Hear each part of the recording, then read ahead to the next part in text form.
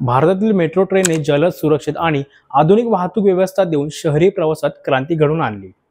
रहदारीच्या समस्या कमी करण्यासाठी आणि गर्दीच्या शहरांमध्ये राहणाऱ्या लोकांसाठी दैनंदिन प्रवास सुलभ करण्यासाठी ही सेवा सुरू करण्यात आली.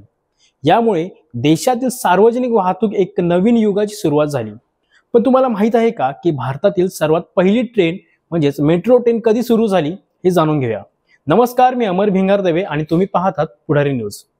भारतातील पहिली मेट्रो ट्रेन 24 ऑक्टोबर 1984 रोजी कोलकात्यामध्ये सुरू झाली होती. सुरुवातीचा मार्ग एल्फिन्स्टन आणि भवानीपूर येथे 3.4 किमीचा होता. ही देशातील पहिली कार्यरत जलद वाहतूक व्यवस्था होती, जी शहरी भागातील वाढत्या वाहतूक समस्यांवर उपाय देणारी होती. कोलकात्यामध्ये मेट्रो प्रणालीची कल्पना पहिल्यांदा 1920च्या दशकात चर्चेत आली होती.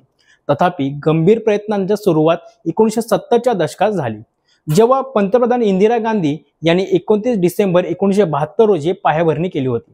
बांधकामाला निधीची कमतरता आणि लॉजिस्टिक अडचणींसह अनेक आव्हानांना सामना करावा लागला, परंतु अखेर 1984 मध्ये हे स्वप्न प्रत्यक्षात आले. जेव्हा कोलकाता मेट्रो ट्रेन सुरू झाली तेव्हा ती फक्त 5 स्थानकांसह एका छोट्याशा भागात पसरली होती. सुरुवात लहान असली तरी ती दैनंदिन प्रवाशांसाठी अत्यावश्यक पर्याय होती. जनतेचा प्रतिसाद खूप सकारात्मक होता आणि ही सेवा तिच्या विश्वासार्हता आणि वेगामुळे लवकरच लोकप्रिय झाली. कोलकातानंतर दिल्ली, केरळ, कर्नाटक, महाराष्ट्र या शहरांमध्ये देखील मेट्रोची सुरुवात झाली. तसेच संपूर्ण जगाच्या बाबतीत म्हणायचं गेलं तर जगातील सर्वात पहिली मेट्रो ट्रेन ही इंग्लंडमध्ये 1963 साली धावली होती. अशा नवनवीन व्हिडिओ पाहण्यासाठी पुढारी न्यूजला सबस्क्राईब करा.